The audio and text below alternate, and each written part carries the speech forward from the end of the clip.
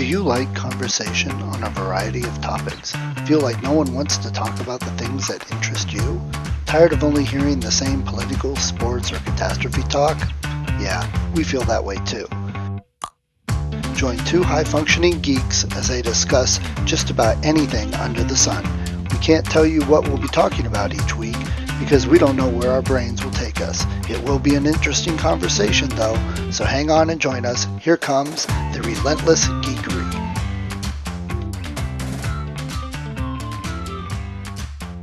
Ooh, comic background. What? You disappeared. I heard you for a minute.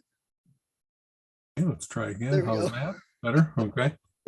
It's funny, I didn't do anything to change the desktop setup. I was doing everything on the laptop while I was out of town. Right. And yet I come back and Zoom must have some idea that it's always me from place to place, and it leaves little remnants of settings behind.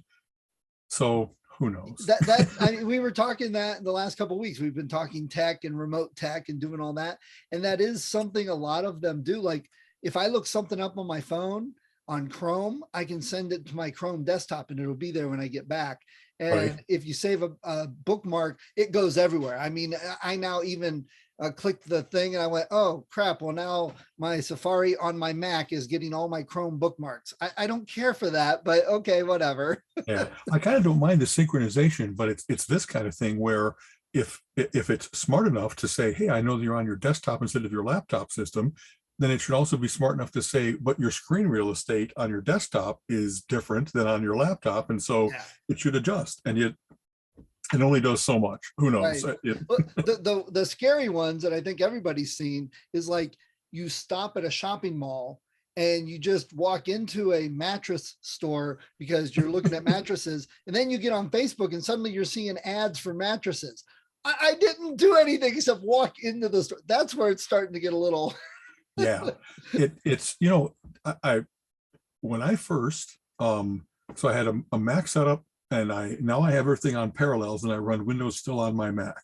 Before I actually had a Windows box over to my right, and that's where I did all of my testing and so forth.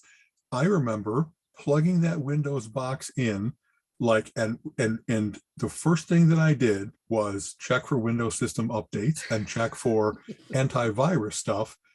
And I also had a firewall running, and the firewall within seconds, and I'm not kidding, I was getting pinged with attempts to penetrate. Yeah. You know what I mean? That it's immediately aware when something new comes on the net, and they know that if they get in before you even run your setup, run your initial load of your machine, that they can somehow get in.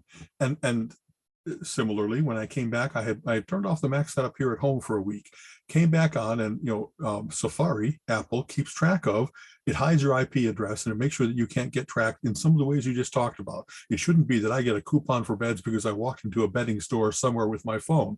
Right. Well, it had no IP trackers have tried doing anything because I had been gone for a week. It usually gives you a number. That day when I just happened to go back in and out of Safari, it was like 19 have tried it. So and I wasn't on the system until like noon because I had to crash a little bit because I hadn't slept on the plane and all that kind of stuff. So within the first couple hours that I was on of just doing pretty standard, hey, check my email here, do my Facebook there, 19 different places had tried to get information that unbidden by me. You know what I mean? I have all kinds of places that I've said, sure, cookies are okay, but this is where they have the trackers that are keeping track of you from site to site, from machine to machine. And I don't know that there's any way to avoid it, but at least you don't have to be out in the world naked. At least you can put on some kind of armor. You know what I mean? Oh man. So, and well, you should see WordPress sites. I don't know if you've looked at any stats. I mean, it's like 55,000, 70,000 hits a day trying to get in. Exactly. Yeah, the first version of the Smart Life, before I went to Ning and was actually doing it as a social media platform, was indeed a WordPress site. I figured I'd do a little, not a vlog, but a blog where I actually write and give my little, and just that. You said, hey, a first note from a friend, Dave wrote. And then it's like, oh, and here's the first 30 spams and penetrations and garbage. And the overhead, even though I had from my ISP and from WordPress the various different filters and defenses in place, they are ingenious in terms of how all the ways in which they're willing to change their subject line, change their ISP. They have a whole, raft of places that they try to look like a white hat site while they're being, or not, or a whitelisted site while being black. And it really was, wow, I'm having trouble keeping up with this, and I kind of know what I'm doing. I think of all the folks that are just going, I'm going to start a blog about my kitten. I got a new kitten. We're going to grow up together on the internet. And then they must just get pounded. Well, no, they do. But that's the really scary part, is they don't know it, because they've learned that people are smart enough now. They're not going to click. Most people aren't going to click the links, aren't going to answer the emails. So they do this stuff. I mean, some of them now they're trying to get in so they can start processing for cryptocurrency and, use your computer without you knowing it. And that's all they want. Or this malware now where it locks everything you own. And, Exactly. And I tell you, I always feel kind of bad there's all kinds of people that created a tool for the world saying, hey, we should have a web server that anybody can use. So, Apache and all the open source movement that created that. And my guess is that they now spend 10% of their time on new features and better stuff, and 90% of their time on cybersecurity, because they know how popular Apache has become, and they know that it's so targeted. And same with WordPress. These guys said, we should make an easy blogging platform. We should have a way that you can, or other places where they do things, you can write a post and it automatically sends it out to various different blogs or podcasts or whatever. And they just wanted to figure all that out with how to use RSS and stuff. And then you find out that you have to be now you're the guardian at the gate for everybody that's using your tools. Yeah. Oh man, that's not what I've always signed up for. I kind of like learning about cybersecurity. I've done hacky type things when I was younger, but the reason I didn't make it as a career was because it was just so tedious. The level of detail, the closeness to the machine you have to get to be able to. I actually have considered delving into like WordPress website security very in depth and doing contract work for that, because you could make a career out of it, man. I mean, you could charge, if people's sites are getting hacked and they're losing money every day. Yeah. How much do you want us to pay you to get this fixed? Well, here you go. Right. And I know I could do it. It's just a matter of learning, spending whatever days times I need to learn it. How many things have I learned in the last 30 some years or whatever, Exactly. And there's power, there's value in always having novelty. Is always, I want to learn something new. Why not this? This is an important thing in the world. You're probably like I am. I have all kinds of friends, family members that, like, when something goes wrong on the computer, hey, Al, can you come over and take a look at it? And it's both Mac and Windows. And so I had my way back when, sets of diskettes or CD-ROMs or and now thumb drives and all that kind of stuff, being able to get on the internet, all the tools that you use. And unfortunately, a lot of people, they interpret anything going wrong with their machine as, oh, like, I think I got a virus, I think I'm being attacked. And it's funny, it wasn't often that. Sometimes I would go on and they really were infected, like infiltrated, and I really had to run multiple scans and multiple tools to be able to get all the various different things that they allowed to happen to their machine.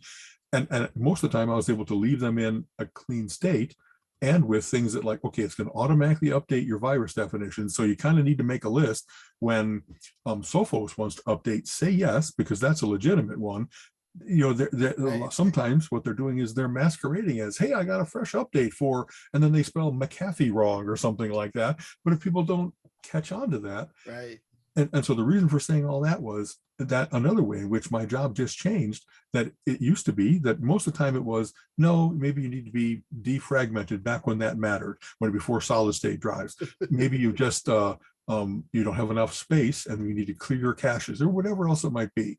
And nowadays it is often, they really do have malware. They really do have stuff that has gotten on, and it's cracking every press on their keyboard. And this is meant to be a little paranoia inducing. A lot of times I'm the one that actually reassures and says, as long as you keep your virus definitions up to date, you're going to be okay. Man, there's money to be made. There's so much cunning stuff being done, especially, and this, as you know, we have probably 10 different topics. It could be, let's only talk about that, the entire thing. I have all kinds of friends that they don't keep up to date even in the version of Windows. And so as you lag, your virus definitions and whatever Windows does to keep you up to date, they're good, but they're not as good as whatever they've done now to create, really secure management of memory. And really, it's gotten better and better just with the Windows version. And if you're like 2 or 3 versions of Windows old, you might be getting new virus definitions, but you are not state of the art in terms of all the ways in which they try to penetrate. Right.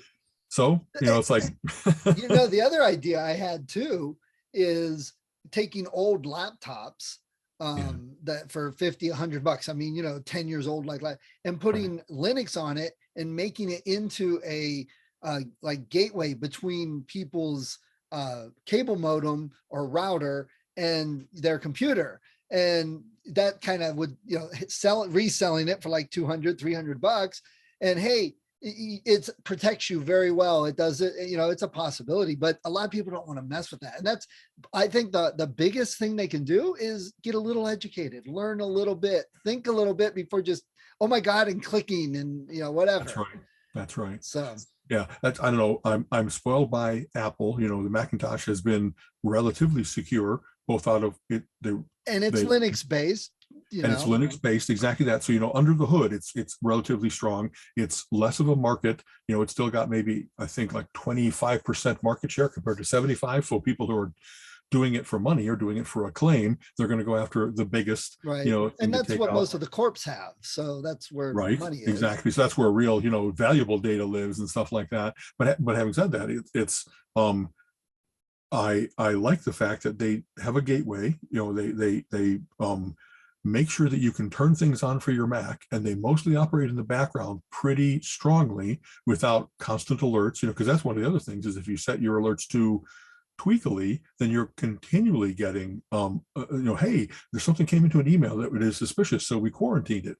And the more that there is overhead associated with these things, the more people start to go, I don't have time for that, and then not do it, not clean up, not, run the scan when it should be done.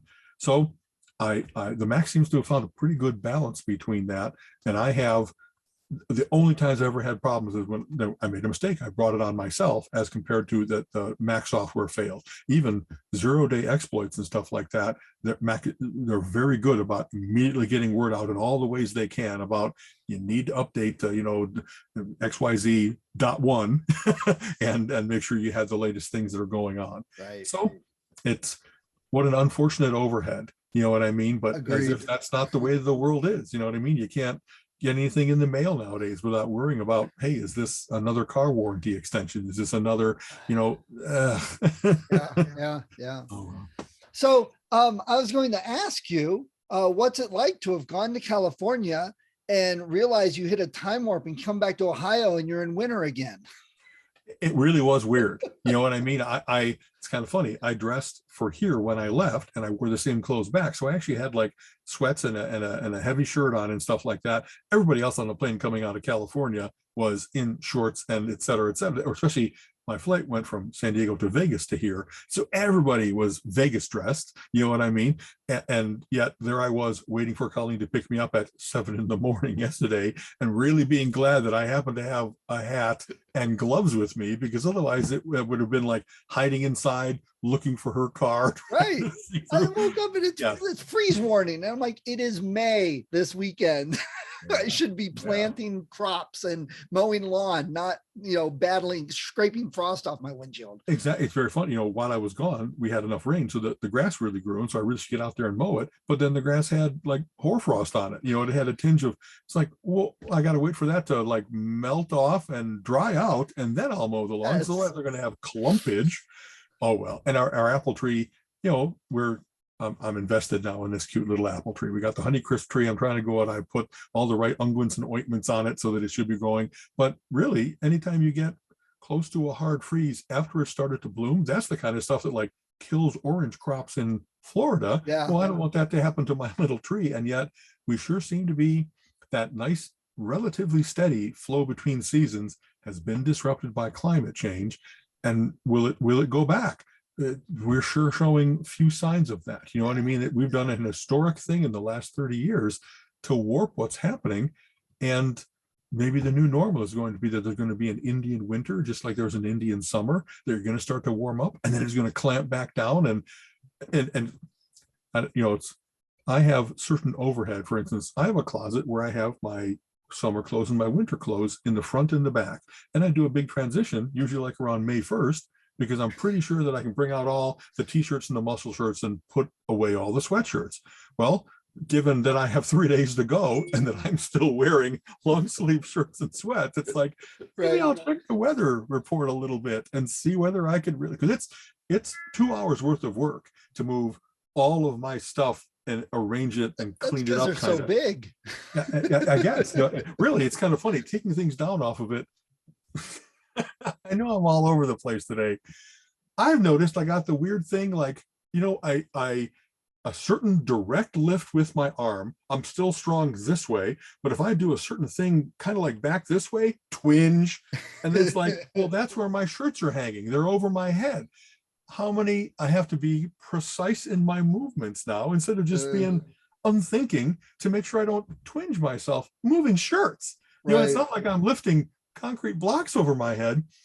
Darn this aging thing. It's just so undignified. It's just, What's gotten me, which I didn't really expect, is my elbows at night. If I have my arms up a little bit, they fall asleep. I have to, and then they ache. And okay. it just started in the last couple of years. I'm like, oh, whatever, Right. And it's kind of, again, this is worth mentioning because I am very, very happy and surprised that I've never gotten carpal tunnel syndrome, because I'm really on the computer a lot. And that's, those repetitive stress injuries, that's kind of an invitation to do it. But I've usually been pretty ergonomically correct, where I sit at my desk correctly and I have, it's right angles and all that kind of stuff. Having said that, I did have a thing, well, I guess last year about now this time, where I started to think I had, oh no, I'm finally getting it in my right forearm. And what it turned out to be is it's not from that movement necessarily. It's that I have in my neck and back places where if I stay in the wrong position too long, I'm squeezing, pinching, doing things with nerves there, and it doesn't hurt back there. It radiates downwards into your limbs. And so that's where I'm getting it. Well, I had gone to the physical therapy place, and they had given me, all my exercises for how to strengthen your neck muscles and do your things that keep things tense. And it went away over the course of time, not instant, but I actually got rid of it. Well, I was a fool. I went out to California and set up at a dining room table, because they don't really have a desk for me to work at. And in between not having all my usual ergonomic correctness, a week worth of being out there, and now I'm feeling it again. And it was also, I was right mousing instead of left mousing. This is kind of a cool thing, a testament to the brain's plasticity. One of the first things I did when the right one was hurting is, well, I'll switch to left mousing. And as you might imagine, if I was writing with my left hand, I'd look like a fifth grader, because you just don't have the precise motor control if you're a righty instead of a lefty. But if you do it every day, now I'm very facile. I don't know if that's exactly the right word. I'm very good with moving the left mouse and being able to do things. But somehow when I set up there, I did it, what was most instinctive to me which was right hand mousing. And I paid the price. So now I have to like redo all the work I did a year ago. It's funny. I don't want to be, it's like fragile. Yeah. You know what I mean? I don't want to be that, oh no, if I work in the wrong place, if I don't have exactly the right angle, I was at 85% instead of 90, and that did me wrong. And sometimes you don't realize it until you wake up or you're going to sleep. It's like, it feels a little like it did before. Damn it. I don't have time for this. Let's be honest, energy to put into this. Most of that blame can be placed on civilization.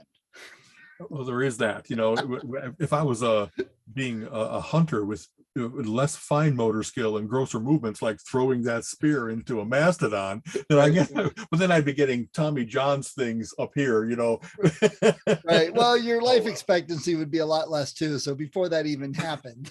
That's true. There was no such thing as rheumatoid arthritis and heart attacks when you live to 35. Right. I mean, that kind of thing. So Bacchus had it right. Yes, exactly. Live fast, die young, leave a beautiful corpse. My corpse is going to be pretty grisly. So, okay, segue. Speaking of life, I sent you an article that they discovered all the base proteins needed for life in asteroids. And that was pretty cool to see, pretty interesting. Exactly. It's a big question, right? Where do we come from? And if you will, why are we here? But at least for the where do we come from, a big hurdle for most people to get over is the idea of spontaneous generation. That if you really just had things in a primordial puddle on this planet, and you had a lightning strike go through it and like give it some electricity, and that from that you'd get enough arrangement of amino acids and all the various different things that they feed on to create life. And Frankenstein, well, that's more of a revival, if you know what I mean. Well, true, but yeah, same type of thing. yeah, but I guess that's an interesting thing, is the big hurdle, and it's very like almost monster movie science fiction-y, is maybe it didn't take that very against the odds spontaneous generation. Maybe we were seeded that if those meteorites hit us, and they had the building blocks, and those things were interstellar space, they're totally frozen, there's nothing to them except they have the potential, and then they come here and they say, good Lord, we got water, we got all the nutrients that we need, and they just start growing and recombining and doing all that miraculous, from single cell to multi-cell to like starting to have senses, you know what I mean? All you need to have is a patch that's slightly more sensitive to light than others, and those develop into eye-like things and little, sending out tentacles. It's actually, it's kind of funny. I make fun of it because it's a difficult thing, even though I'm really sure that that's how things worked out. It's difficult to think of, well, how did that happen? But then how maybe we've talked about this a little before. I did genetic programming for a while, and what genetic programming does is it simulates natural selection. You start off with very simple building blocks, and then each generation you build a survival function in. It says it's not a single solution, it's a colony of creatures, if you will. And the ones that are getting some slight advantage in terms of how much they are getting better at solving this problem, have them breed into the next generation, and not drastically, but just slight variations over the course of time. But you start off with 10,000 trading creatures, and you run it for 10,000 generations. And it was amazing and heartening to see that that's enough. I got incredible sophisticated, quotes, life forms, things that really were doing some very sophisticated things just under that natural selection pressure and the survival of the fittest and all the things that Darwin speculated about, and we see in nature, the way that the finch's beaks are different and the way that we go from single to multi-cell and all that kind of stuff. I created in my own lab. And I really, it wasn't the prime mover unmoved. I did not design anything into the system that said, make me something that's a really good at, for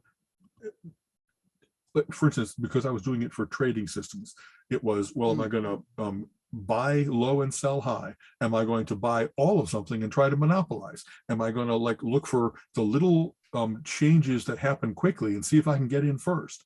And all that kind of stuff. I didn't tell the systems to do any of those things. But then the observations of what I had created, you started to see, wow, this is a really good predator. This is a really good herbivore, that it just eats its resources around it and grows bigger over the course of time. This is really a good scavenger. It doesn't try to eat anything new. It waits for things to die off and then gets what nutrients it can out of them. And there was like little analogies you could make of all the different kinds of things that lived in my colony. And so going back from that, it's the way that I most understand it myself is, wow, I've seen it happen. I tried to do exactly what kinds of things would have been around at the very, very start. And we've had, the Earth is, the universe has been around for 15 billion, right? And the Earth has been around for like 4 billion of that. Right. And people's eyes glaze over when you think of big numbers like that. You know what I mean? There's a classic where, what's the difference between 1 million and 1 billion seconds? And it's like, well, this one, I wish I had this exact, this one is like days plus hours. This one is many years. It's a huge difference in order of magnitude in that kind of thing. And so, man, the world solves things. You can see, I've been around for 60 years. I've seen how various different environments have changed, like different plants that are better at being a photosynthesizer, or better at covering more territory, or better at, like they breed because they make one really good strong one, or they put out tons of different saplings, and then you get a whole field of these various different things, and just all the ways in which nature tries things. And then you see like, wow, it doesn't work the same everywhere. So that's why it's not a whole planet of only oak trees. It's because based on how much sun and what kind of soil and how much water and the temperature variation during the course of the year, you get that incredible diversity, that, infinite diversity and infinite combinations leads you to amazingly beautiful bioscapes. Right. And it's like, it's all around us. How can you refute the truth of it? Right.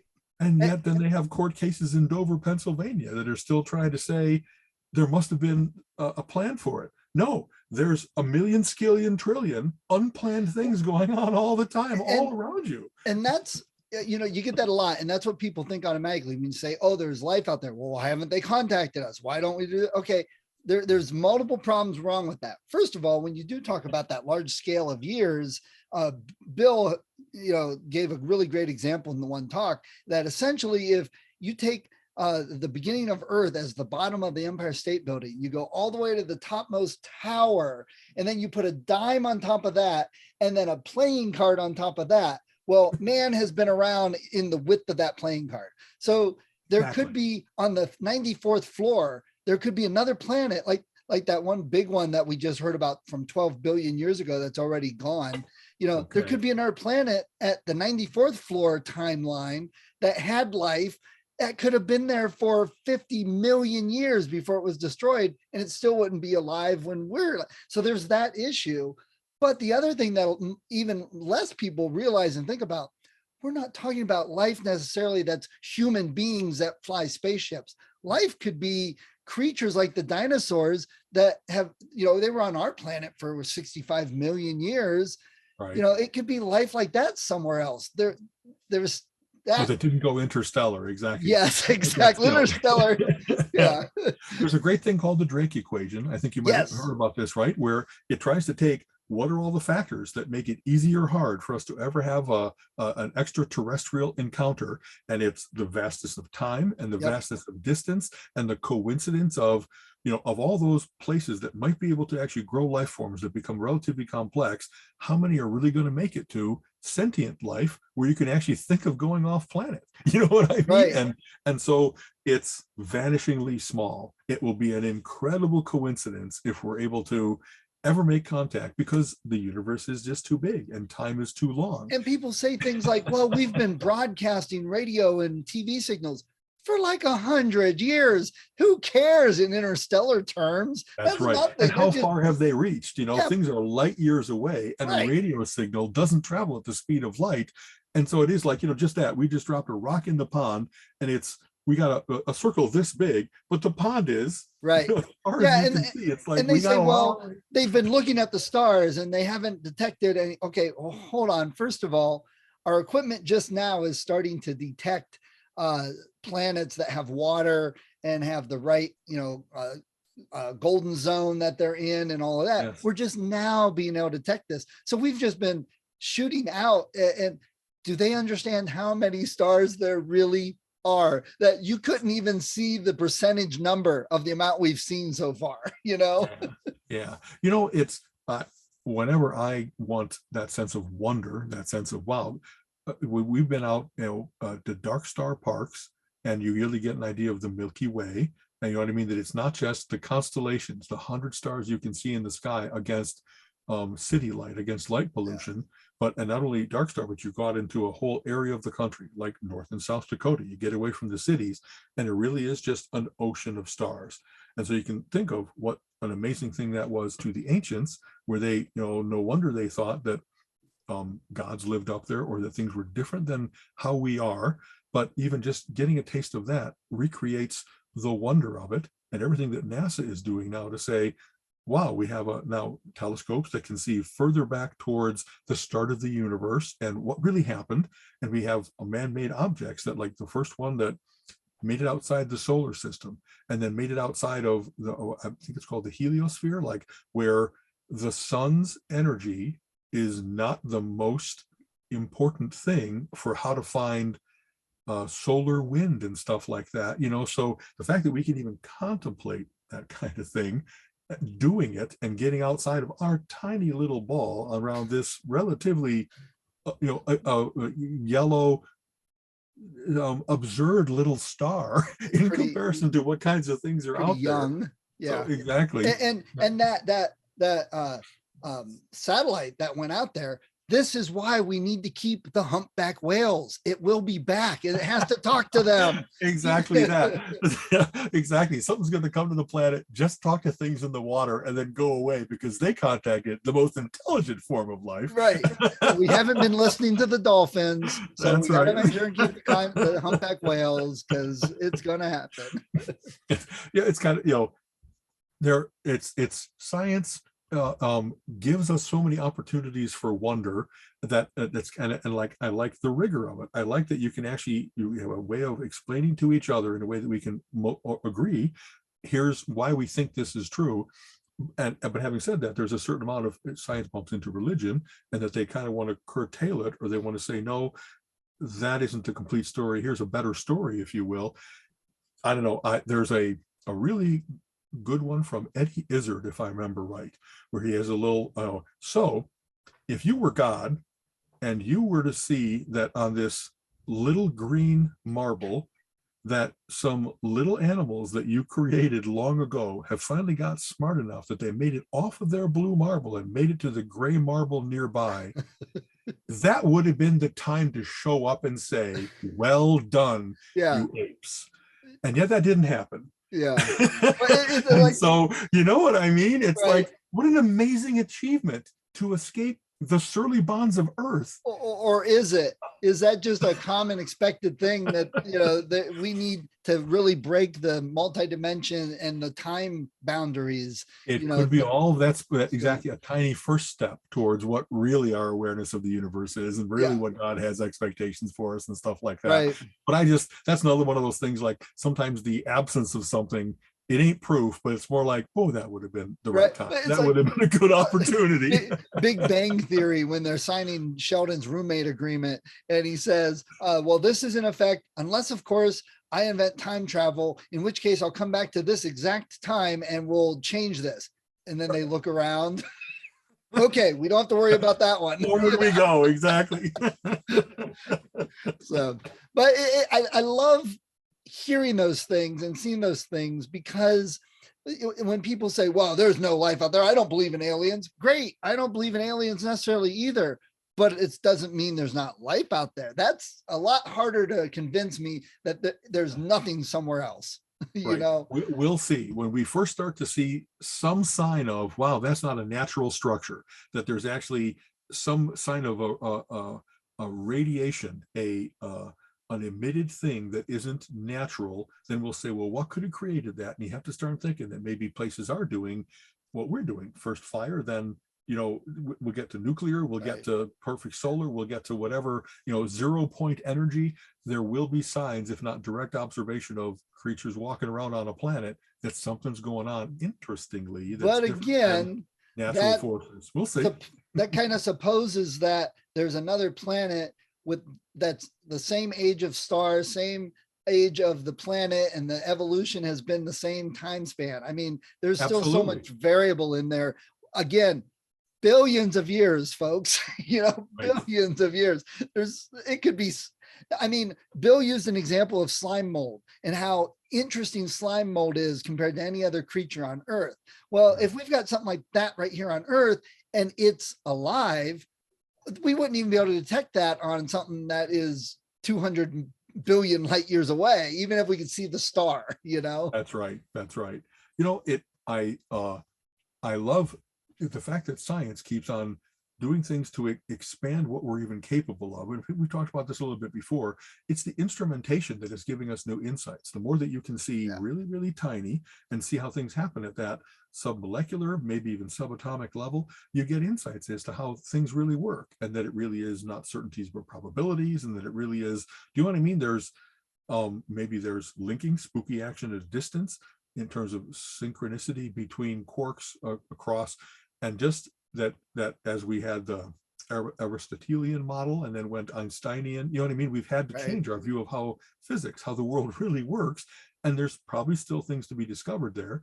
And then also those views out into the big world, where we're actually able to see, well, that star that you think is really beautiful, that star's dead. The amount of time that it took for that light to reach us is such that that star burnt out. That nova no longer really exists, but we're getting the after effect. We're getting the shadow of it. You know what I mean? So how can you say that there couldn't have been a solar system formed then that had a planet that had a sun that was very similar to ours, and they went through the whole several billion years of change and growth to where the star went nova? Because what's to say that whenever 4 billion years from now, 8 billion, whatever it is, when our star goes nova and destroys the earth and there's nobody left here, some other planet, people are going to say, well, there's no life there.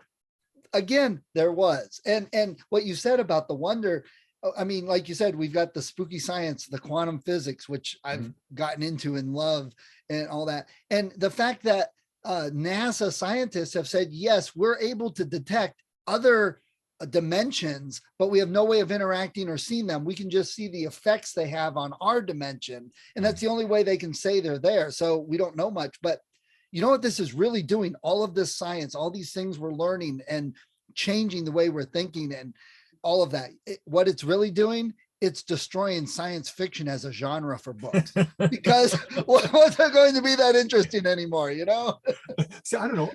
Modern science fiction that I read, it really is substantively different than from the 50s or 70s or 90s. You know what I mean? I've read various different generations of it, if you will. And so it's kind of cool that they're finding ways to speculate. They're finding ways to say, well, once we really figure out how DNA works and we can alter it, what could we do to create various different strains, artificial strains of humanity? We'll all still be the same race, but it really might be that you'll have be able to colonize other planets because we give people better lung capacity or better muscle mass or even just different senses or whatever else it might be. So I'm hoping that science fiction will actually continue to, say, just well, in a totally different way. This might have been a really naive thing in the H.G. Wells days, and yet nowadays we can talk about nanotechnology. We can talk about, I'm still liking the fact that there's still such remarkable creativity that they're still out there on the edge a little bit. Yeah, absolutely. Yeah. All right, hey, okay, so I got a recommendation for today. Okay. If you got anything you were hankering to really bring up? Sorry, I'll say real quick, Fan Expo is happening this weekend. I will be there Sunday. Okay, I thought I wasn't going to be able to go because it was going to be California stuff and mind game stuff. And you and I had actually talked about at one point, hey, are we going to do maybe a podcast from there? Or am I going to do a presentation? And as life has gotten complex, I really stopped trying to overcommit myself and make all that not a joy, but a hassle, but oh my God, exactly. Yeah, probably a good idea. That's it'll be a pleasure to bump into you, hook up with you on Sunday if you'd like. I'm probably going to be there all 3 days. There seems to be enough cool panels and guests and all that kind of stuff. And as usual, I'll be the guy that's like, I want to go to Artist Alley and talk to my heroes. I don't really care about the movie stars as much. I don't care about waiting hours in line in order to get into a specific presentation. Right. So I'm just going to drink all that in. But we will see all of our usual friends there, our Cleveland creators and some I'm going to go look them up. Stuff. So William Shatner's going to be there again. Jim Lee's going to be. I'm trying to think. There's a whole Jason Mewes, Kevin Smith. That's true. Jay and Silent Bob will be there, both in and out of character, and that's kind of cool. Well, Jason Mewes is almost always in character, so I really think that might just be him. Yeah, it's him. I think you're right. But John Delancey is going to be there, and I know everyone thinks, oh, Q, great, but he was in a series with Richard Dean Anderson in the early 90s called Legend. And it was a Western in the late 1800s. And Richard Dean Anderson was a writer who wrote adventure books, but everyone thought he was the character in the book, this adventure hero. And John Delancey was kind of a scientist Q type. So they combined it to, have adventures and help people out. So the adventurer, and then John Delancey would create all these gadgets and science and but I've never seen an episode of this. This sounds really cool. It was pretty cool. I mean, it's not the best ever. It only lasted for like 1 season because obviously no one else really got it at the time. I loved it, but I wanted I don't want to pay $55 and stand in line for my whole day, but Me I'd neither. love to take a copy of the DVD to have him sign, because I bet hardly anybody else has ever done that to him. Right. That is actually a wonderful thing. I've been at various different places where when you don't just go with the everyone knows about it work, but you do, they're more obscure, but maybe they're also favorite labor of love. They're just so tickled that somebody remembers not only their main thing, but other Right. things in their career. So Right. that'd be cool. Yeah. Okay. I did, I forget who, one of the Star Trek actors or whatever was somewhere. And I wanted to take like the latest Star Wars movie and ask them if they liked it. I was like, why would you Exactly. do that? Because Really they love remember doing me. this. Remember that idiot that asked me about it? You'll become a story for them. See, Exactly. That's the thing. I'd love to do that. it is Okay. very cool with all the Picard stuff going on, leading to a next generation, not a revival, but at least a reunion. You know Reunion. what I mean? Yes. Yeah, exactly. That's very cool. Did So, you see the trailers for the Christopher Pike show? No, I have not. Oh my gosh, Alan, look it up. Okay. I've talked to several people, and a lot of people are like, Discovery, it's not been my thing. It's not Star So they're Trek. going all the way back to the Menagerie, the very first Yes. Star Trek pilot. But See, that's look very cool. up the trailers, because it looks like the best Star Trek in years. It Fantastic. really feels like the old series, but Yeah. looks a little bit more like Next Generation with the production value. And it just, all I've seen is a trailer. You gotta Right. grain of salt. But I looked at it and I'm like, everything about this trailer just speaks to me of Star Trek. Absolutely. So I'm super excited. I like Picard. I like Discovery. I like the lower decks. I haven't seen the Prodigy yet. But I would just absolutely love, it looks so good. I can't wait. Maybe the showrunner, maybe the main writer and stuff like that, they really have caught that essence of Star Trek in the same way that I thought about The Mandalorian and how Jon Favreau really gets Star Wars. You know what I mean? That sometimes things are only an offshoot. They really don't have the core of what made that series cool in it. And sometimes they do. Sometimes people are enough of a fanboy or enough of just a smart guy that's taken all those other things and said, well, that wasn't quite right in each of these cases. So I'm going to avoid all that. And I'm going to try to go closer to the main line of what makes those series. So you should look it up. Just look Thank for you. the trailer. So Legend plus Pike, Christopher Pike. Yeah, Okay, I don't know if you'll find Legend anywhere. Sometime I'll loan you the DVD if you want to watch it. It's not too many episodes, so it won't take you too long. Again, it's 90s, so it's different TV, but it was a quirky, unique aspect of TV for me. Very good. Okay. So here's to yours. Exactly. my recommendation. So Colin and I discovered a new game, Machi Koro. Have you played it? No, Machi Koro. Okay. It's think of it like kind of like a SimCity card game, but not that complex. It's a SimCity light in a way.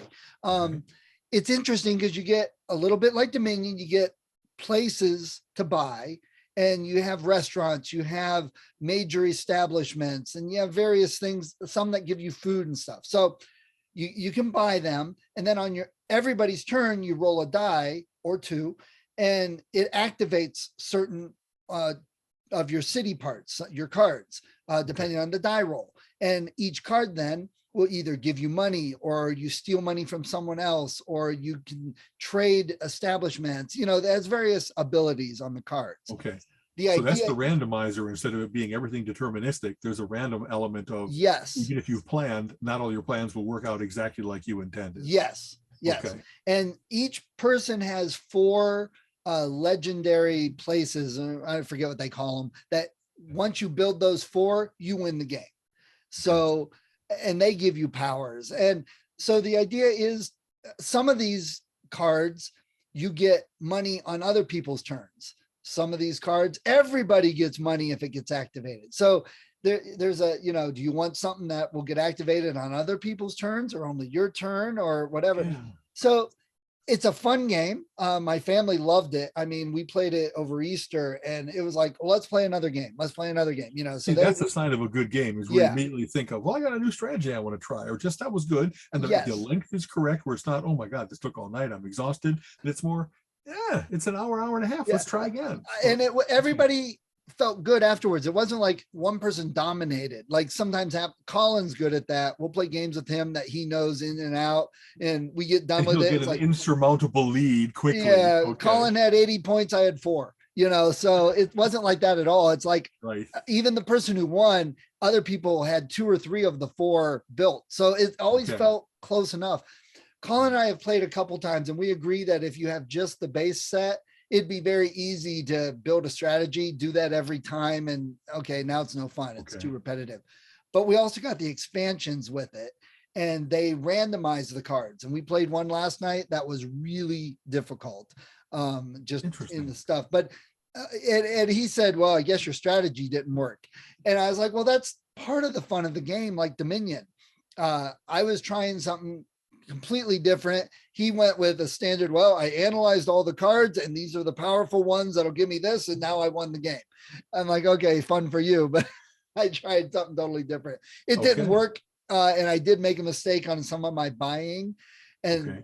but I realized, oh, if we had this other card, I could have fixed that mistake and hampered him.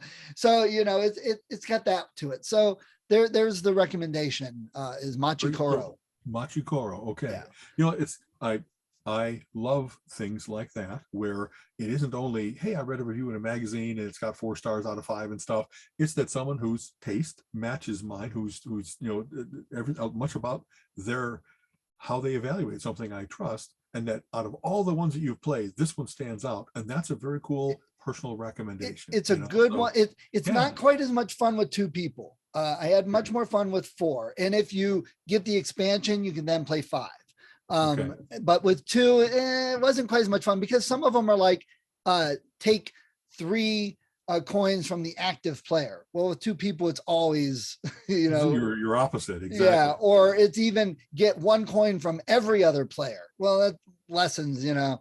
Okay. So yeah, a couple people is much more fun. It's a casual enough game with enough strategy to appeal to everybody. Interesting. That's so, you know, as I mentioned, Mind Games is going on this weekend, and Yes. you know, for those of us who listen to our podcast, it's a very cool event. It's something that I don't know anything else like it besides what Mensa runs. Mensa deals with tons of different game manufacturers and composers, and we get like 60, 70, 80 games which have not been released to the market yet, and we get hundreds of people, 300 going on 400, all gathered together in a big old hotel ballroom, and we play all those games over the weekend. Everybody has to play at least 30 out of that set, and they're randomized so that it really isn't, oh, the strategy people only play strategy and the word people and the, you know, party people and whatever else it might be. So from all of that, you get all the different reviews, and the manufacturers get feedback like, hey, this, you know, the quality of your materials could be better, or there's a particular way in which this turned out that you might want to alter a rule because we kept running into the same log jam or whatever.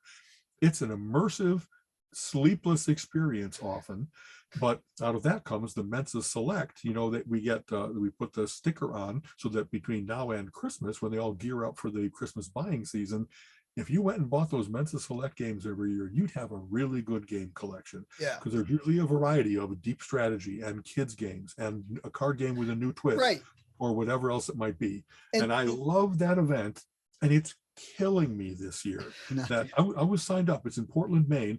Colleen and I were ready to jump on the road, drive there, you know, besides the event, do a little bit of touring around there because the Northeast is always interesting and beautiful. And taking care of mom out in California just was wrong overlap to make it so that I couldn't just get home and immediately get on the road. But all of our friends are going to be there this weekend, and they're all going to have that great experience. But and interesting, because one of the things that I've also thought is, some people are really completists. They try to play every single game, not just 30, but 60, 70, 80 games. So they get the whole survey of what's out there. What I always thought would be another interesting indicator of success as a game would be that we start on Thursday and you go until like Saturday midnight, let's say. You have to get your votes in by a certain time so they can tabulate and be ready with the awards on Sunday morning. They should, for people who have finished, they should do a continual browse around the room and see, of all the games that people have already played, which ones are they playing again now? That not Right. because they have to, because they voluntarily said that Machi Koru game was really interesting. I'm sorry if I mispronounced it. And I want to try it again. I had the ideas as to I should try a different strategy. I want to play it with 2 people and 6 people. And I want to, you know what I mean? Like, Right. to me, games that have great replayability are the one that probably is, there's multiple different factors. And that's the one that matters the most to me, is that it won't be, I played that and I played it to death and it got stale and then I never played it after the Yeah. first 2 years or something like that. Yep. I like games that every time you take them down and with different groups of people and different frames of mind, that you just have a different experience. There's something very cool that people figure out something that has that infinite diversity, you know, to tie it all together like we're trying to do. So that little observation of what are the things that are never sitting on the table where the games are stored, but that they're always out being played, Yep. that would be a very cool thing to add as additional statistics to correct. Yeah, to just collect, even in you the know? comments. And it's Yeah. important, and I think you touched on this, that people, we've run into it. Everybody has biases and stereotypes for stuff.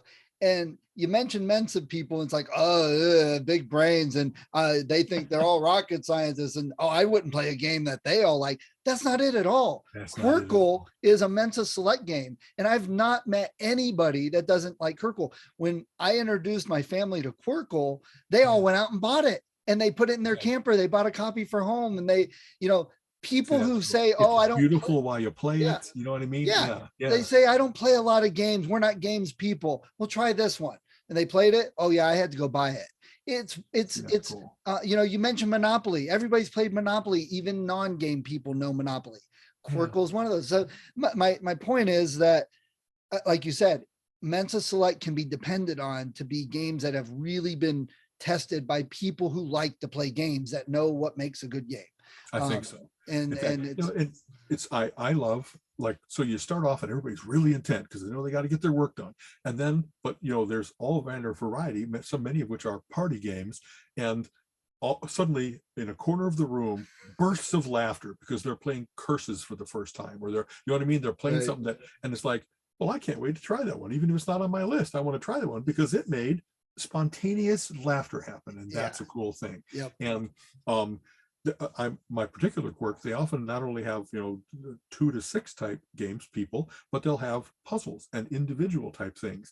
And I love, like, in between my playing and really paying attention and tuning into humanity, it's fun to me to go off and do the latest variation on Rubik's Cube, the latest variation on shifting pieces puzzle, you know what I mean, that you got to make your little cars go through the parking lot in the right order or something like that.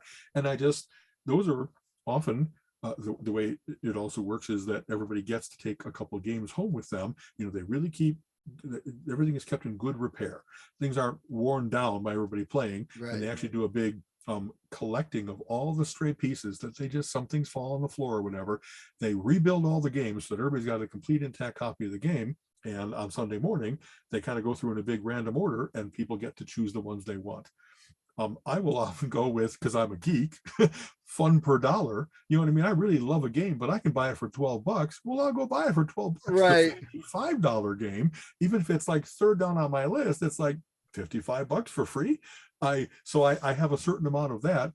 And another way in which they do, the Mensa Select are often based on the card votes, but if they just went on which were the games that flew off the shelves at the Right. giveaway, that should be another thing where, like, people really wanted that, either sometimes because it's expensive and that perturbs it a little bit, but it's also just people can't wait to get a copy of that for home. They're going to have that for like 8 months before Christmas. They can't wait. They can't wait for the buying season. Right. There's something about the fanatic vote, the gamer fanatic vote, that also is something that should be captured. Yeah. So that'll be fun. It'll be a great event. And it's interesting too, because Colin and I also played this week a game called Loch Ness, because we like the cryptids, and it looked cute on the box, good artwork. So we opened up to start playing, and I was reading the directions, figuring it all out. And now this was good because our local game company in Ravenna donates games to the library that you can check out for demo. Okay. And I was like, this is great. Well, I'm going to do it and support that, if nobody checks them out. So we're trying Loch Ness and I'm reading it. And the very first thing was I run into grammar errors in the instruction book. And I'm like, And then there were a couple things they said to do. And I'm like, well, that makes absolutely no sense because this would be a better way of doing it. So I questioned how much testing it got. So then Colin and I said, let's give it a try. And we're reading. He's like, why are we doing this? I'm like, I don't know. It doesn't make sense. He's like, this would make, he's like, the strategy is broken right from the start so we stopped halfway through. We're like, this isn't even worth finishing and put it away. So you miss that with Mensa Select. You got a good game, even if it's not your type of game. That's right. It's a good game for most people. Yeah. In fact, that's a really good observation because it does get reflected in what's going on. The way it's done is it's supposed to be the out of the box experience. You don't get a chance to like sit there and read the rules and prepare for it, if you will. You want that experience to be as if someone bought it from the store, took off the shrink wrap, and now we're trying it. And so just that, the ones that really don't make any sense, the ones where it's missing something inside the game. Sometimes production quality is not good. Anytime Colleen has a real thing about, she likes playing games where it's maybe a 2-4 page booklet that explains everything when you've got a 30-page book, because it really is. Some games are complex and you really need to explain what's going on, explain all the various different pieces, explain the ways and like example turns so that people catch on. And I kind of get that, but that means that if you really wanted to sit down at family game night and play a game for a couple hours, and the first hour was taken up in just getting set up correctly and figuring out how everything works, there's a different level of commitment of that kind of game compared to a card game that is kind of like Hearts, but it's got extra cards and here's how they're different. You know what I mean? There's some games that you can grasp in a 5-minute explanation, and what often, we have some friends that are really great at this, that they've played the game, and instead of having everybody read the manual, they'll say, okay, here's how this works. Here's how you win and what matters. Here's how you start and what matters. So Oriel is great about that. Steve is great about it. And we can start naming the people that are really good explainers of that kind of stuff. That's a skill. I can also tell you some people that are like, they know all that stuff, but they don't let you know. They are using the fact that they've played before as an advantage. And it's like, well, you're going to get one game out of me, but now I hate you. Now I know that you're like the information that it's not cheating, but it sure isn't friendly. It's not, let's all have an equal chance at this game. And so I don't know what it is in people that drives them to do that. It's like, don't you want to have your experience be better because you actually had competition and contention instead of just steamroll it over everybody because you forgot to mention the rule until 2/3 of the game? Oh yeah, that's how that works. It's like, yeah, oh well. Well, it's funny you mentioned that too, because there are definitely games that I wouldn't play with my family. I wouldn't introduce people to, but is something I might mention if I have a gaming group that I go with regularly. Definitely we've got Arkham Horror and we've got the Pathfinder card game, both of which are very big rules, take a long time to play and set up. And if you don't play it more than once, you'll never remember how to play. Arkham Horror, Colin and I got a friend of his who definitely should have been in Mensa. He's that type. But the three of us spent 4.5 hours playing the game, going through the rule book every turn and and we only got like 2.5 turns done. And we were just like, okay, we're not even enjoying this because it's just so big, so complex. Right. And the Arkham Horror game, if you look it up online, people that have pictures of their complete collection, it's like 800 to 1,000 cards in these holders and multiple boards all put together. Covers the tabletop, extends into the next room. Exactly. Yes. I have a friend who loves Axis and Allies. He's like, but I can never play it because nobody wants to spend 7-8 hours playing one game with all the statistics and the tracking. And, it's just hard to do. It's if you find a core group of gamers that like doing that, are willing to do it, really is an investment of playing it kind of haltingly, step by step, to figure out how things work, and then to like start the game over and say, okay, now we kind of know what's going on. And then, and they find out, I don't know, like you mentioned Dominion often, that was one of the ones at Mind Games that I thought there really wasn't, it wasn't a great Mind Games experience, because there was enough complexity that at first blush, it just seemed like, wow, this is a lot of tedious resource management, and I'm not getting the thrill of it yet.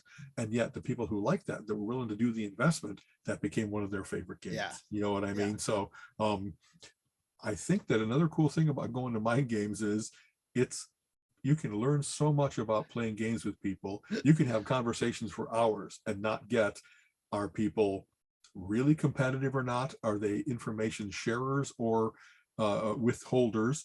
Are they, do they get angry when their plans don't work out, or they just say, well, how about plan B? How about plan C? You know what I mean? There's, and we really, there are all types, you know what I mean? People who are driven to go to Mind Games are sometimes, they like the company, sometimes they like the competition, sometimes they like the novelty of everything. It's very cool to have that experience. And Mind Games has been going on for like 30 years now. Yeah. I haven't been to every single one. There are people that have been to every single one. I usually go where like the travel expenses are not prohibitive. So I've been to 10 maybe.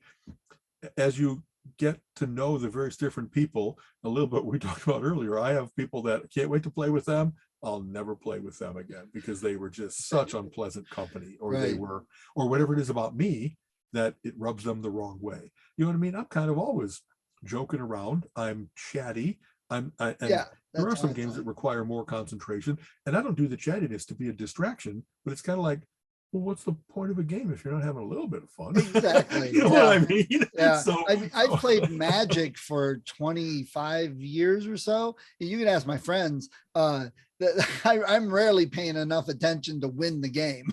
I mean, if I get into it in serious, I can win, and I get make all. But a lot of times I'm like, I got one friend, we play with some of the same decks a lot. And I got my one friend that I'll play something. He's like, what are you doing? I'm like, why? He's like, you don't want to play that. This is out. You want to play this. I'm like, oh, and he like tells me how to play my deck, you know? Exactly. So a couple weeks ago when I was playing my buddies, I won the first 3 games in a row. And then my one friend said, you're not winning another one. He made it his mission just to make sure I didn't win anymore. Right. I still won a 4th one. Colin still doesn't believe that happened. He's like, I've never seen you win 4 games in one night. I'm like, it's true. It happened. It really did. I was kind of paying attention. Things went lucky my way, whatever it was. But yeah, it's kind of funny. I like playing well, but I really don't care about if I win.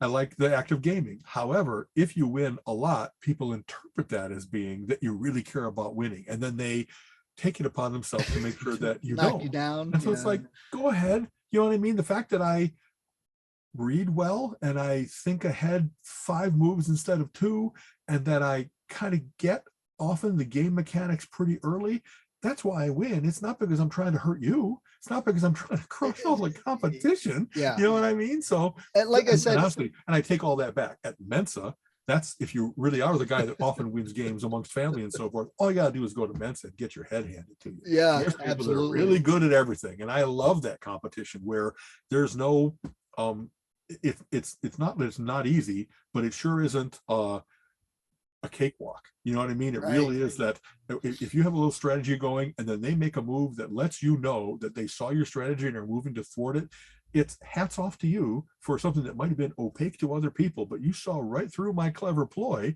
and you're not letting that happen. I got out my game. I gotta be smarter about what I can expect from my competition. It's really a cool feeling. And there's definitely times, I mean, I know that there's the people that play sports that get into actual, high school and stuff, whatever, playing sports, that competitiveness, got to win. And that, you can have that in other ways. And I can definitely get that playing games. That I'm on the opposite. There are sometimes some people, it's like, okay, you've been an a-hole to everybody all night. You need taken down a peg. And it may not be me, but I know this person over here is gunning for you also. So between the two of us, you're not going to live this game, and you get that competitive mind going, it shifts into higher gear. But when you're just casual, especially with family, you're trying to downplay. You don't want to always remind family you're in Mensa, because sometimes they use that against They you. use it against you. But Exactly. you want to be casual and play games and have fun. That's the big point. I barely remember most games I've won or lost, but I remember what we talked about, or the weird things that happened, or the things that made everybody laugh, like you said. Yeah. A couple of quick things about that. It really is in me. I'm not sure why, that it doesn't matter so much that I win, but it does matter if I see somebody really being a jerk at how they play and stuff like that. It really does matter to me that I beat them, or that I don't give them an easy time of it, because you know what I mean? It's just, there's something about, it's almost like bullying. I really stand up to bullies because I just hate it, and I can't stop myself from doing it. I'm going to try to describe this. I don't know if I'll be able to portray this in the same way that I just talked about. Hey, I had a little strategy and I could see that they got it and they moved to stop me. Sometimes that's not even talked about. Like, while you're working on things, you're just kind of like concentrating, you're doing things, and you'll play something, and then they'll play something in opposition, and you just kind of like look up at each other and smile. And it just, all that telepathy of, I see what you're doing, I got what you're doing, I know what's going on. There's such a cool connection for the respect that goes with that. The joy of finding someone that is right there with you, and it's there's a dance that goes on in a really good competitive game, that it's not competition, it's cooperation in a weird way. Do you know what I mean? Often they talk about, at high level games, chess or Scrabble or whatever else, that if you have best play, that there's the games are more predictable if you really know that people are always going to do the best move they have with the tiles they have in their rack. Or chess is very, very well studied, and that there's really a best move in many, many positions. And to recognize that someone is there that you can count on, this is going to be a best play game instead of just a random try things game, or that someone is so random that they're disrupting all of that.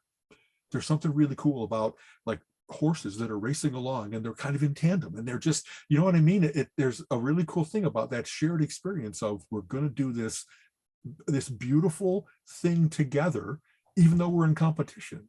I don't know if I'm describing that well, but I love when that happens, when it really is, it doesn't matter who wins. It matters that we both gave it our all, and the game had to end somehow, and I was ahead by a nose, or you were ahead by a nose. You know what I mean? So, and speaking of cooperative, there's a lot of really good cooperative type games nowadays. I don't remember those so much when I was younger, but there's a slew of them out there, for families with kids. There's a lot of games that work well, where you're not competing against your kids, you're working together for a common goal. Right, you're competing against the game, if you will. Yeah, I mean, we had a whole year where we played Pandemic with another couple of their friends, and just that whole thing of it's a different experience for some people to be like, okay, before I do what I'm going to do, I'm going to talk it out and see if anybody has another idea as to how this could be better. And just, some people don't do that instinctively. They really are. They want to have everything be almost like a fait accompli. I want to do what I want to do, and I don't want anybody to gainsay me. And it's like, well, but then don't play this game. But if you're going to play this game, and we're going to figure out how to get out of this burning building together, you can't do something heroic, but not foolish, but not guaranteed success, and then drag us all down with you. We all have to be in on this. You know what I mean? Pandemic is a great one. We just got the second version of Sentinels of the Multiverse, the superhero one. Yeah, and actually, Island. I should be getting. Oh yeah, the Forbidden Island. Oh my gosh, that's a good one with kids and with family that doesn't normally play games, because it's got that little bit of danger, and they they're like, oh, I don't play games. I don't like games. I don't like competition. Well, they'll try Forbidden Island. And they get into it, and the island sinking. No, move over here. And then they're like, what else do you got? That, all the time.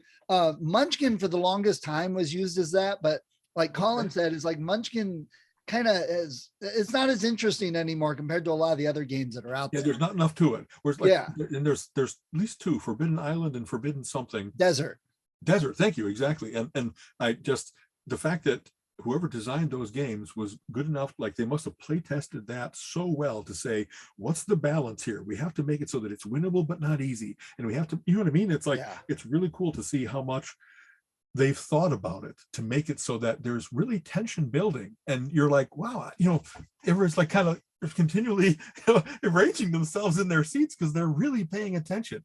It's a very cool thing nowadays in this era of continual partial attention to the TV and the phone and the laptop and whatever else, to get something that the tabletop gaming that really it requires your full attention. It's a wonderful thing to have everybody put their phones aside, to not be looking for what am I going to do with my extra time. No, this takes all your time. You really need to be thinking about everything that's going on.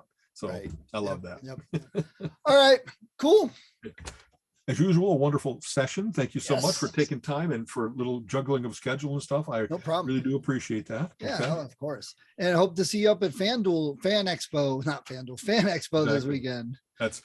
I'm my guess is by Sunday, I will have walked the floor a lot. And so I'll probably be seeing what panels they have going on, but panels are also often sparser on Sunday because there's already people that are heading out and stuff like that. Just like 3 years ago, just before pandemic COVID kicked in, on Sunday morning, I had a wonderful conversation with Jim Steranko, one of those guys that's like a legend, but there was nobody else at his booth, and I wasn't monopolizing him, but we must have talked for half hour, 45 minutes, and it's really cool to know a lot about comics, even if you're not in the industry, because then you can immediately say enough so they know that you're not just a walk-by fanboy, but that, and anyway, because I'm older, they know that I've been around. And so we didn't just talk about what's going on now. We talked about Alex Raymond and Alex Toth and other older artists that were his favorites growing up, and to be able to like name works of theirs and have a shared joy of that, you know what I mean? I got to make him into a fanboy for a while, that he was talking about what kind of stuff he really likes, and as he was coming up, who gave him breaks and who was kind of a dick and stuff like that, you know what I mean? Yeah. So Colin loves that. He did that. He didn't really bust anybody for being uncooperative, but he definitely, he had a very interesting career. He was also an escape artist and a magician.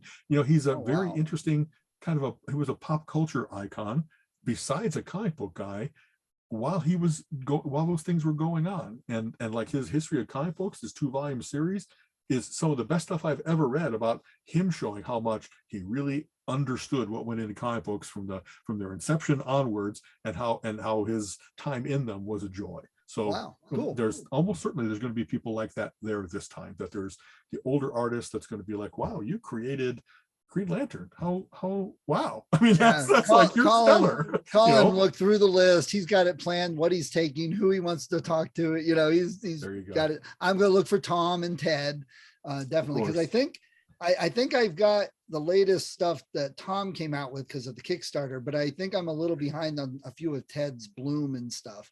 So I'm going to pick those up with him there.